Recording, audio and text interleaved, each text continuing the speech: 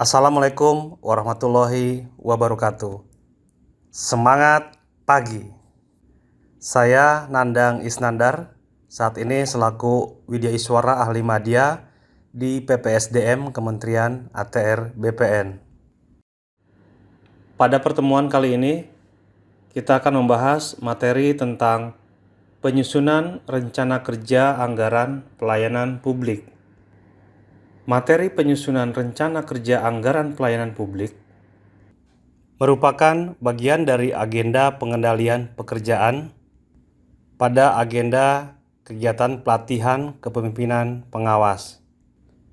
Mata pelatihan ini membekali peserta dengan kemampuan menyusun rencana kegiatan anggaran dengan mengidentifikasi inisiatif dalam rencana kerja sesuai dengan tugas pokok dan fungsi serta menyusun rencana kerja anggaran. Indikator keberhasilannya adalah peserta mampu menjelaskan mekanisme perencanaan pembangunan, mengidentifikasi inisiatif kegiatan baru sesuai tugas pokok dan fungsi, menyusun rencana kerja anggaran pelayanan publik. Terdapat 4 proses pendekatan perencanaan. Yang pertama adalah pendekatan politik, yang kedua adalah proses teknokratis, yang ketiga adalah partisipatif, dan yang keempat adalah proses top-down atau bottom-up. Setiap kegiatan pemerintah pusat dan pemerintah daerah harus didahului dengan perencanaan yang baik. Kegiatan yang dilakukan dan memerlukan anggaran semuanya harus inline dengan tujuan pembangunan nasional dan pembangunan daerah. Anggaran yang disusun harus mengacu kepada program prioritas nasional, program prioritas kementerian atau lembaga, RPJMD, kegiatan strategis daerah, dan program prioritas perangkat daerah. Pada slide berikut ini ditujukan regulasi perencanaan dan penganggaran. Di antaranya adalah Undang-Undang Dasar tahun 1945, Pasal 20, 23, 31, 33, kemudian Undang-Undang Nomor 17 Tahun 2003, Undang-Undang Nomor 25 Tahun 2004, Undang-Undang Nomor 1 Tahun 2004, PP Nomor 90 Tahun 2010, Peraturan Menteri Keuangan tentang pengesahan DIPA, standar biaya masukan, standar biaya keluaran, dan keputusan Dirjen Bendahara. Pada Undang-Undang Nomor 17 Tahun 2003 tentang pengelolaan keuangan negara, Presiden merupakan pemegang kekuasaan pengelolaan keuangan negara. Kemudian dikuasakan kepada Menteri Keuangan selaku pengelola fiskal dan wakil pemerintah dalam kepemilikan kekayaan negara yang dipisahkan. Kemudian dikuasakan kepada menteri atau pimpinan lembaga selaku pengguna anggaran atau pengguna barang, dan Presiden juga menyerahkan kepada gubernur atau wali kota atau bupati untuk dilaksanakan oleh Kepala Satker Pengelola Keuangan Daerah selaku pejabat pengelola APBD, dan dilaksanakan oleh Kepala Satker Perangkat Daerah SKPD selaku pejabat pengguna anggaran atau pengguna barang daerah. Pada Undang-Undang Nomor 25 Tahun 2004 tentang Sistem Perencanaan Pembangunan Nasional diatur tentang keterkaitan antara rencana pemerintah jangka panjang, rencana pemerintah jangka menengah, dan rencana kerja pemerintah. Diatur juga tentang keterkaitan antara rencana pemerintah jangka panjang, rencana pemerintah jangka panjang untuk daerah, kemudian rencana pemerintah jangka menengah untuk daerah, dan rencana kerja pemerintah untuk daerah. Untuk daerah menyusun Renstra SKPD. Untuk pusat menyusun Renstra kementerian atau lembaga. Renstra kementerian atau lembaga menjadi pedoman untuk rencana kerja kementerian atau lembaga. Renstra SKPD menjadi pedoman bagi penyusunan rencana kerja SKPD.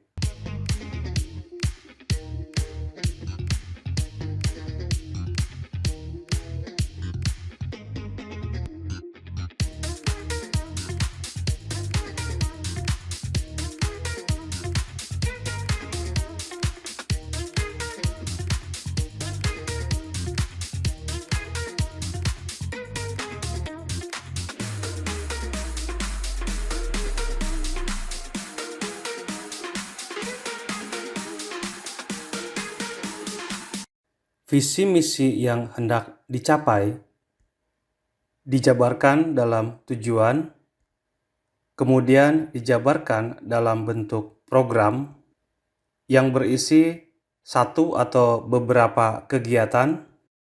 Masing-masing kegiatan memiliki sasaran keluaran yang diharapkan, yang menghasilkan kinerja dengan kualitas dan kuantitas yang terukur. Output kinerja yang dihasilkan ditujukan untuk mendukung pencapaian sasaran dan tujuan program dan kegiatan, dan menghasilkan outcome, rencana pengeluaran jangka menengah nasional, rencana kerja pemerintah, kerangka ekonomi makro dan pokok-pokok kebijakan fiskal, rencana kerja kementerian atau lembaga, menjadi dasar penyusunan RAPBN. Setelah RAPBN disusun, kemudian RAPBN setelah disepakati ditetapkan menjadi APBN. Setelah APBN ditetapkan, kemudian APBN dijadikan sebagai anggaran yang dipergunakan untuk pembangunan nasional. Terdapat beberapa tahapan atau proses sebelum pelaksanaan anggaran dan program kementerian atau lembaga dan non-kementerian atau lembaga. Yang pertama adalah penyusunan arah kebijakan dan prioritas pembangunan nasional. Kemudian review baseline, yaitu penyusunan dan penetapan pagu indikatif, penyampaian kerangka ekonomi makro dan pokok-pokok kebijakan fiskal ke DPR, penetapan rencana kerja pemerintah, penetapan pagu anggaran, penyampaian RUU dan nota keuangan, penetapan RUU APBN di DPR, penetapan Perpres rincian APBN, dan penetapan DIPA kementerian atau lembaga dan non-kementerian atau lembaga.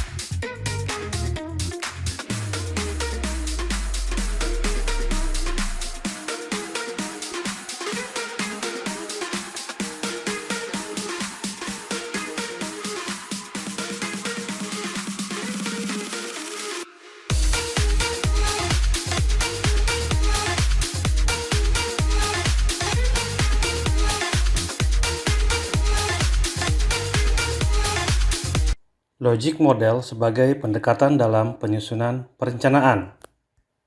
Pada penyusunan perencanaan, terdapat prinsip-prinsip penalaran atau masuk akal, dan ada hubungan antar elemen satu dengan yang lain maupun antar keseluruhan elemen.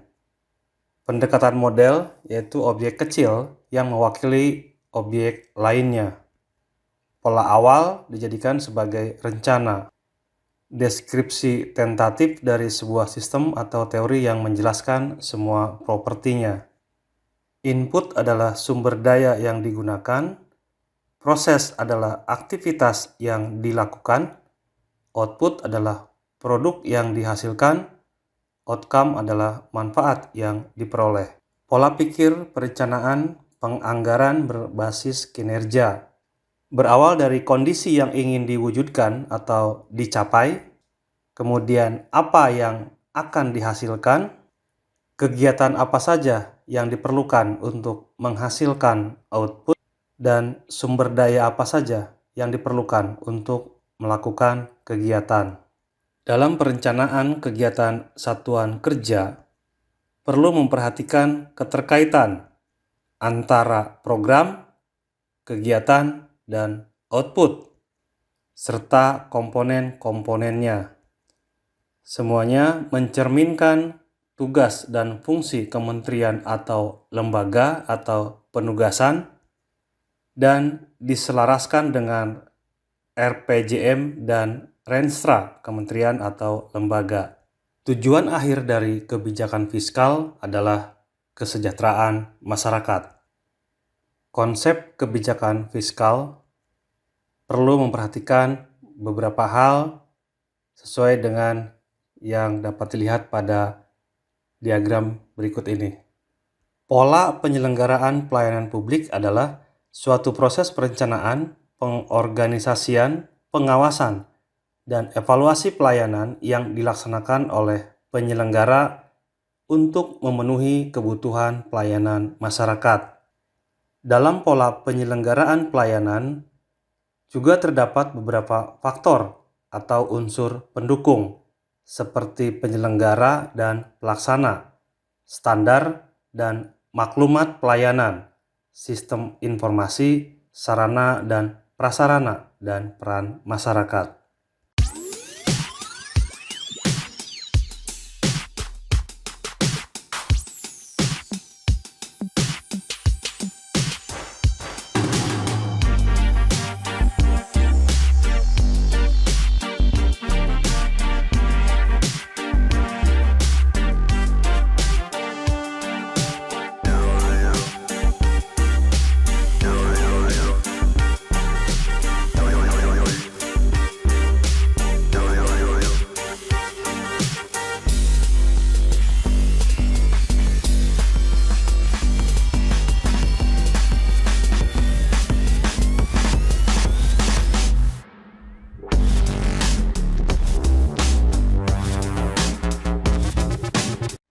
Yang dimaksud dengan inisiatif baru pada penyusunan RKA Pelayanan Publik adalah kebijakan baru atau perubahan kebijakan berjalan yang menyebabkan adanya konsekuensi anggaran, baik pada anggaran baseline maupun anggaran perakiraan maju.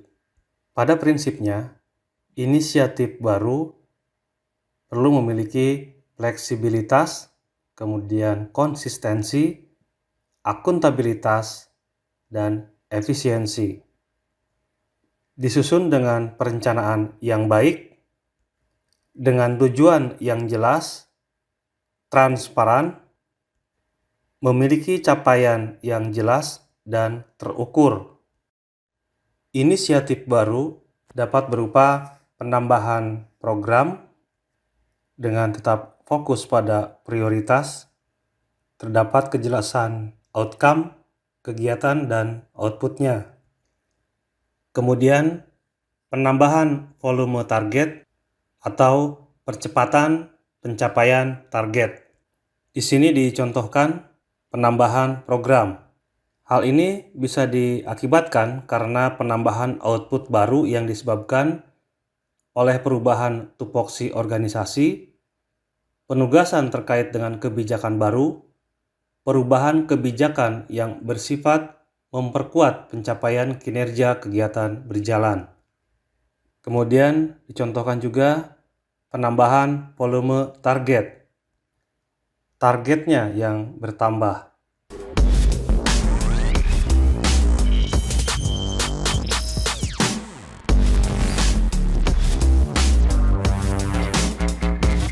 Contoh berikutnya adalah percepatan pencapaian target.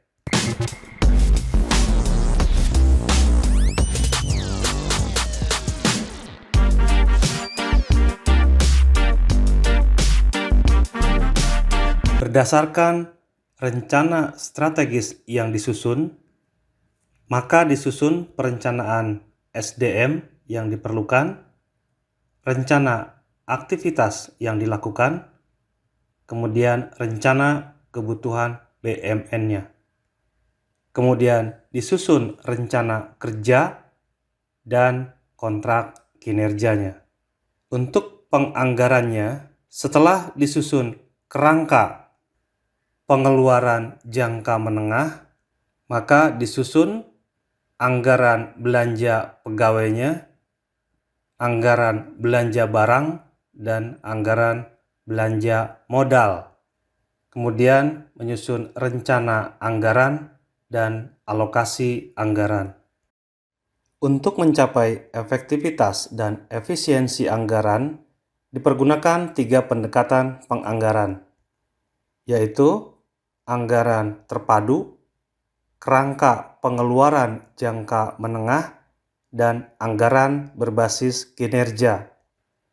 Penyusunan anggaran terpadu dilakukan dengan mengintegrasikan seluruh proses perencanaan dan penganggaran di lingkungan kementerian atau lembaga untuk menghasilkan dokumen RKAKL dengan klasifikasi anggaran menurut organisasi, fungsi, program, kegiatan, dan jenis belanja.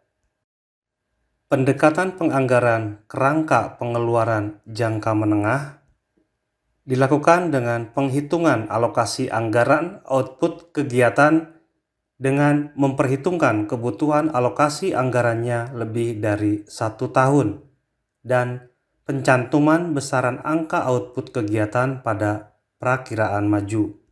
Kementerian atau lembaga perlu menyelaraskan kegiatan atau program yang disusun dengan RPJM nasional dan Renstra kementerian atau lembaga yang pada tahap sebelumnya menjadi acuan dalam menyusun RKP dan rencana kerja kementerian atau lembaga.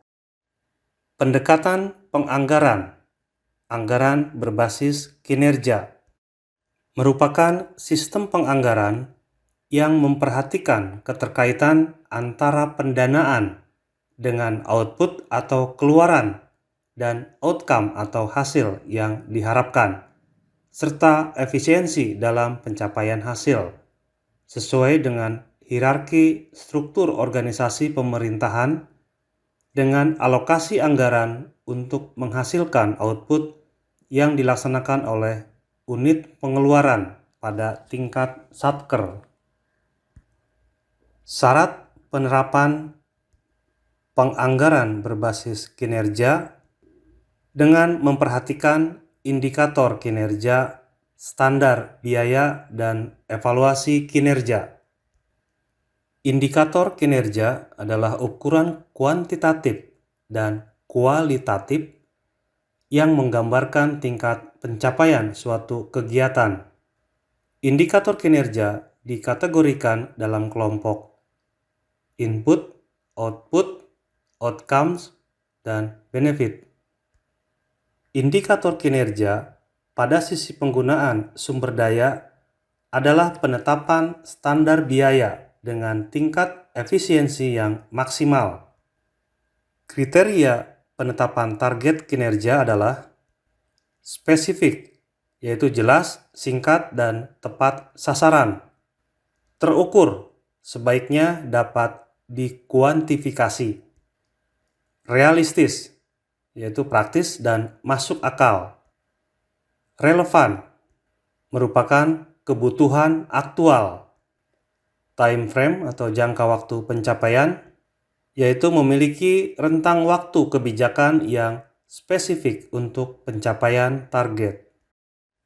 Cakupan standar biaya. Standar biaya mengacu kepada SBM. SBM berdasarkan Peraturan Menteri Keuangan, SBM lainnya, dan keputusan menteri atau pimpinan lembaga setelah mendapat persetujuan Menteri Keuangan.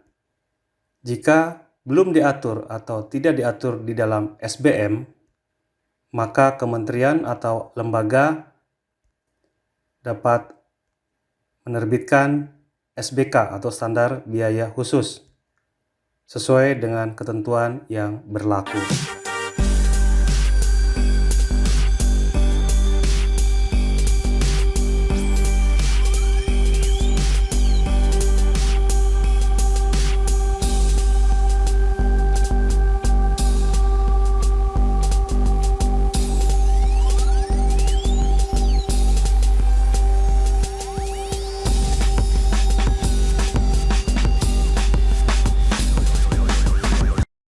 Untuk melaksanakan suatu program dan kegiatan, harus memperhatikan barang dan jasa yang hendak dihasilkan, anggaran yang dibutuhkan untuk melaksanakan kegiatan, tenaga kerja yang dibutuhkan baik jumlah pegawai maupun jumlah jam kerja, dan aset pendukung seperti bangunan, kendaraan, dan aset-aset lainnya.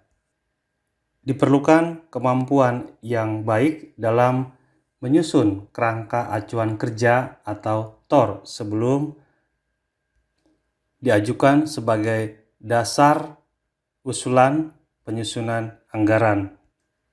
Pada kerangka acuan kerja atau TOR, perlu jelas mengenai pengertian kegiatan, kemudian outputnya, mengapa kegiatan perlu dilaksanakan, apa hubungannya dengan program yang hendak dicapai, kemudian siapa yang bertanggung jawab melaksanakan pencapaian output, kapan atau jangka waktu kegiatan dimulai dan selesai dilaksanakan, di mana kegiatan dilaksanakan, bagaimana kegiatan tersebut dilaksanakan, dan berapa biaya yang diperlukan.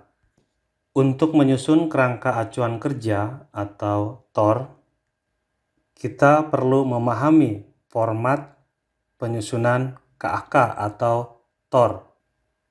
Ini adalah contoh kerangka acuan kerja atau TOR. Terdapat beberapa poin yang perlu ada atau perlu diisi di dalam kerangka acuan kerja atau TOR. Langkah-langkah atau tahapan dalam penyusunan KAK atau TOR, diantaranya adalah beberapa tahapan berikut ini. Tentukan untuk apa rencana kerja atau kegiatan yang akan dilaksanakan. Kemudian menyusun pendahuluan dan latar belakang. Mengapa rencana kerja atau kegiatan itu diperlukan? Tentukan tujuan dan target. Susun rencana kerja dengan target yang spesifik, jelas, singkat, dan tepat sasaran, terukur, itu sebaiknya dapat dikuantifikasi, realistis, praktis, dan masuk akal, relevan, merupakan kebutuhan aktual, dan jangka waktu pencapaian, memiliki rentang waktu kebijakan yang spesifik untuk pencapaian target. Cantumkan sumber daya yang tersedia dan diperlukan. Kenali batasan yang ada, hambatan yang bisa terjadi menghalangi upaya dalam mencapai tujuan dan target. Tentukan penanggung jawab kegiatan. Menyusun strategi pelaksanaan kegiatan dengan membuat daftar kegiatan atau tindakan yang terperinci. Selanjutnya, menyusun jadwal kegiatan dan menyusun rencana anggaran biaya.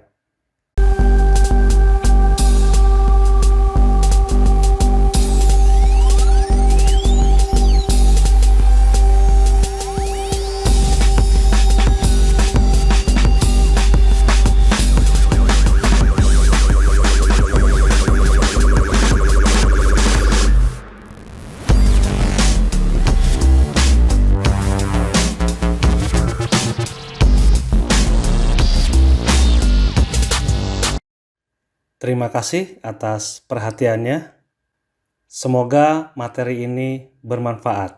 Assalamualaikum warahmatullahi wabarakatuh.